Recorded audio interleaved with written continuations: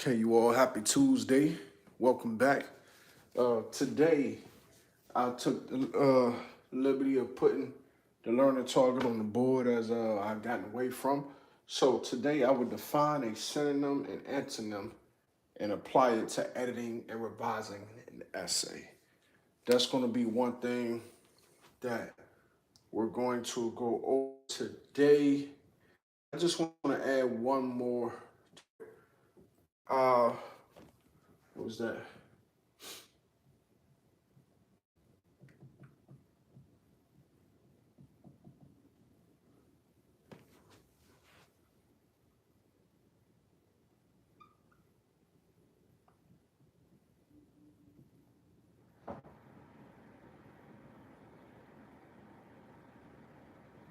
All right, so I gave you two targets today.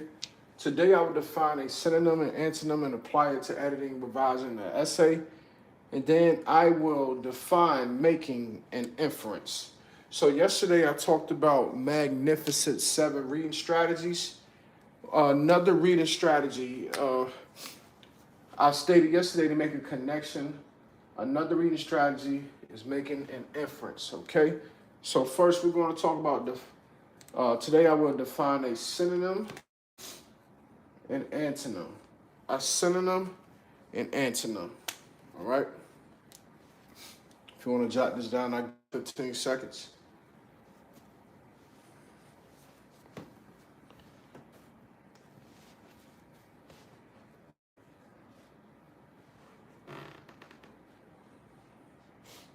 All right, so let's talk about a synonym and an antonym.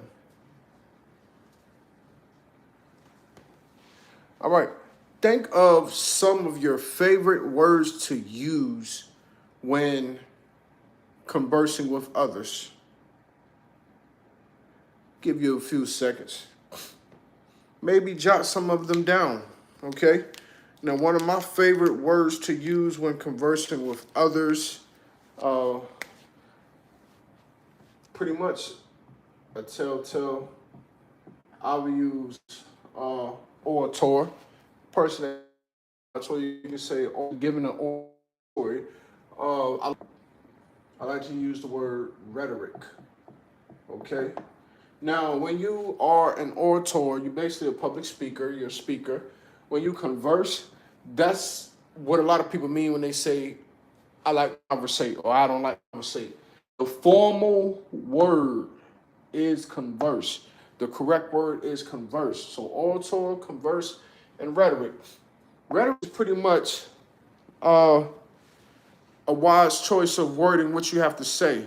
Okay, using good rhetoric is basically it's a play on words, but rhetoric it has so many divisions about it, but it's how to say something. Okay, in other words, using good rhetoric. If I were to use rhetoric in a sentence, when the doc took the interview in regards to the widespread of whatever it was widespread, and he or she made, and so rhetoric is a good consideration of words when you're speaking about a topic or a subject. Okay, it's a play on words. So we have orator, converse, rhetoric. Okay, now synonym for these words, since we said synonym would be our first, we were going to, what is a synonym? When editing provides paper is a synonym of words that you have used. Okay, look for synonyms of words that you have used. Now, going off the top of my head, I can look up other words in a dictionary or dictionary.com. I don't think too many people use a dictionary anymore, but it's good to know how to use a dictionary. Maybe I'll do a lesson on using a dictionary one day. But I'm going to give you some other words, and I just said them of what these words are. An orator, a speaker, a public speaker. When you converse, conversing is pretty much dialogue, all right? Rhetoric. For short, I'll put wording. So when you're editing and revising your paper, what you always can do is look for overusage of certain words and try to find other words to use. You can go to dictionary.com to get new words, or you can go to thesaurus.com. These are commercial sites, basically sites that's open to the public, give you plethora of the words that you can use. You can find the synonym of words or the antonym, okay? So synonym is a word that means the same as another. A word that means the same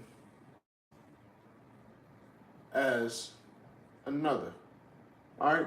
Word anonymous to another word, then it's a synonym. All right. For example, let me see. To be very cheerful. To be very cheerful is to be happy. Okay. To be sad is to be upset. To be upset is to be let down. To be uh, a winner is to have victory. All those words can be synonymous of one another. So a synonym is a word that means the same as another. And I'm going to repeat this one more time, then I'm going to move on to antonyms. Synonyms can help you when you edit your papers. When you have words that you have used repetitively, and you hear that word repeat and repetitively, when you have words that you have used repetitively, you want to not irritate your readers, but you want to find other ways to say originally said. Okay, so a synonym is a word that means the same as another. Now, we erase these words, and now we're going to find antonyms, okay? Antonyms. Let me use a different color this time.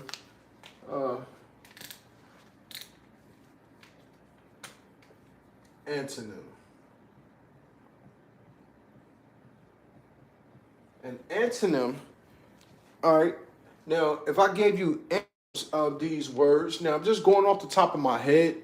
If you find, I want to challenge everybody that sees this video to go to dictionary.com or antonym.com.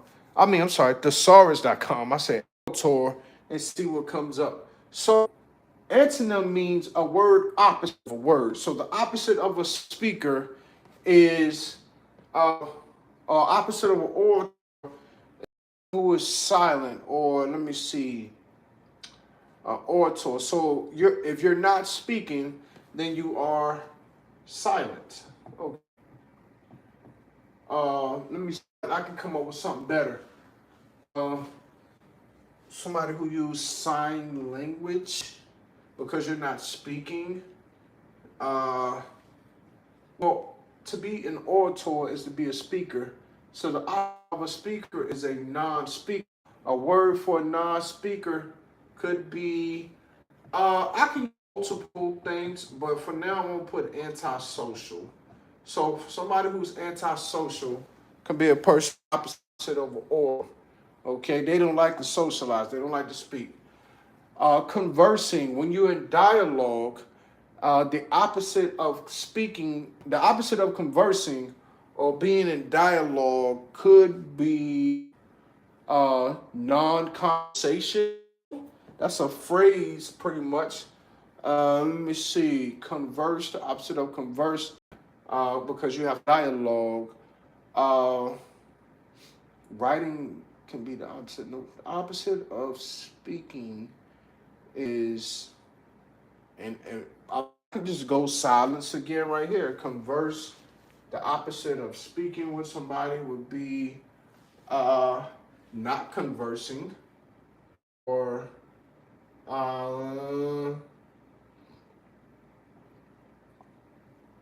quiet. I'll put quiet for now. There are other words. Look these up on dictionary.com, see what other words you come up with. And then rhetoric, the opposite of using careful language to speak with others or wise language or language that appeals is to be, I'm going to just put informal, okay? And we are informal. This is more so going from, hey, hello, how's everyone today, to, yo, what's good? You know what I'm saying? What's up? What's happening? So the opposite of using rhetoric, well, do you have good and bad rhetoric? But let's pretend it's good rhetoric, professional rhetoric. The opposite would be informal, or it can be bad language. All right. So when editing a paper, knowing what an antonym and synonym can help you decide on other words to replace, or you can give some examples opposite of words that you've already used to kind of, stir some things up with the readers. So that's the first of the learning target. This was defining antonyms, defining synonyms and antonyms. Okay? An antonym is a word that means opposite of another word. An antonym is a word that means opposite of another word. Okay? All right. So let's take a 2-minute break.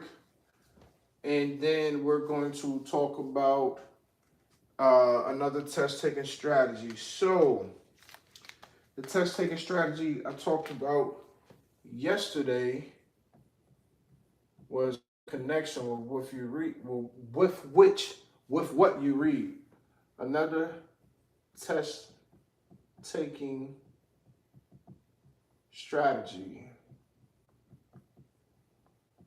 Okay. I'm just going to list a few. You all are taking a 2-minute break right now, so they'll be up here when you get back. 50-50 we talked about.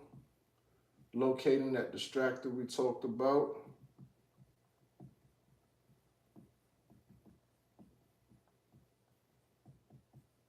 Backing up your actual answer with supporting details. Backing up your actual answers. That's with supporting details, text evidence. All right. And we talked about magnificent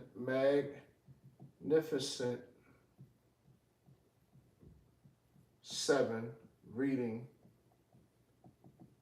strategies. All right, I've only mentioned one. Ooh, I butchered that word. Strategies. The first one I mentioned yesterday of the Magnificent 7 strategies, I think 2 minutes should be up by now, was make a connection. Make a connection with what you're reading. How can it relate to you, basically? How can you relate? Now, it's always good to try to find some way that you can relate. Like for me, the only genre of music I really don't like is opera.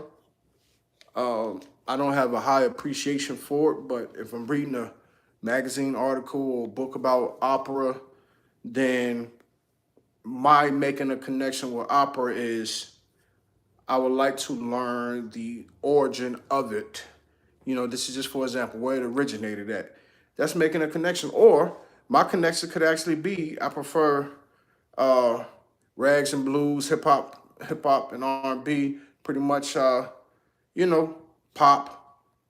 That's still making a connection because I'm taking what I'm reading about. If I was reading an article about opera, taking what I'm reading about, and then I'm saying either why I like it or don't like it, or if I would like to learn more about it. The next strategy. So that first one was make a connection with what you're reading. How can you relate? The other one I want to put is, I want to add to this list is making an inference, okay? Or making inferences. Making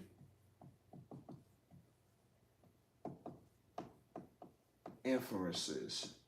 And basically, making inferences is kind of like what you do with your strategies going about a science fair project. The way that you make the way that you make a hypothesis in maybe a science class, the same thing goes with literature, but instead we don't call it a hypothesis in language arts. In the English class, we call it inferencing. And when you infer about something, you take your context clues that we talked about. Oh, I did talk about context clues too, using context clues. And you take your prior knowledge to make an educative guess. Okay, a lot of times inferencing can come to readers as authors or as foreshadowing, and when you which means before, when you foreshadow something, when you are reading something and you can tell something that the characters in the story aren't aren't really understanding yet, it's making an inference. Okay, it's kind of like when you see the movie Titanic. Everybody has seen Titanic. Well, let's say The Lion King. When Nala runs into Simba again in The Lion King and they battle it out, Timon and Pumbaa are watching. Nala first reminds Simba how bad things are with his absence back at home in the Pride Land. So one can make an inference that Simba is eventually going to go back home to the Pride Lands and face and defeat his uncle Scar, who is the interim king since he murdered or plotted to have Mufasa murdered. Well, he actually murdered Mufasa. Well, the stampeding, whatever animals those were, they murdered him, but unintentionally. Scar plotted his death. Let's put it that way. But you can make an inference that in a movie, such as that heroic movie, or the epic story in The Lion King, is that Simba will eventually go back home and take what was rightfully supposed to be his inheritance, which is the Pride Land. He was next to be king. So that's your other reading strategy today, ladies and gentlemen. Remember 50-50, locating a distractor, backing up your actual answers. Answer you look good once you back that answer up. So backing up your answers, magnificent 7 reading strategies. This works well with silent reading, reading a newspaper. Test taking strategies, you can add it as a test taking strategy, but when you're trying to narrow down answers, you want these right here. When you just want to go for enjoyment or to get closure about a story, here are 2 of the 7 reading strategies. Make a connection. I gave you all that yesterday, making emphasis. If you got any questions, comments, concerns, put them in the comments. If you are working on essay writing and you like what I'm saying about essay writing, or you have a question about essay writing, if you're writing an essay and you want me to take a look at it, email me, motivationalmusicteamllc@gmail.com. That's motivationalmusicteamllc@gmail.com. If you are a minor under 18, if you're not out of high school, do not email that email. What you need to do is get your parent to view this video with you, and y'all view some of my other videos or surf the net for other videos or whatnot. How can that be screened? Who knows? I'm just going to hope that people can respect that. If they can't, and the least that I can do is keep it in context and respond just to whatever the essay is. Or I can just make a lesson publicly on YouTube about whatever paper is sent in. I think that's what I would do. I'll address it YouTube live. This way, it's before the masses. There aren't any false claims, false allegations, none of that good stuff. Okay? I've been in education since 2009. I've been a full-time teacher for 5 years, so I've seen some things. And y'all know how it goes in the educational field, especially in the public school system. But that's all for today, you all. I am Fred Lee, formerly known as Mr. W. Today we've gone over, what we go over? We're going over editing an essay. Now, revising an essay, it works hand in hand with editing an essay. When you revise, you just take words and phrases and you reword them, okay? Find a better way to say them. That's where that rhetoric comes in at. Those where the antonyms come in at. Those where the synonyms come in at. Okay, you might want to see what words you can get rid of. You might want to put a sentence that's in the middle of your paragraph at the top, or a sentence that's in the top of your paragraph at the bottom. You revise, you redo. Remember when you hit the word part read, that means to do again. That means again, okay? And then you got your test taking strategies. All right, that's 22 minutes. You all, thank you for hanging out. Hope you have a great rest of the night. Fred Lee, formerly known as Mr. W. I'm going to say it twice. All right, keep it there.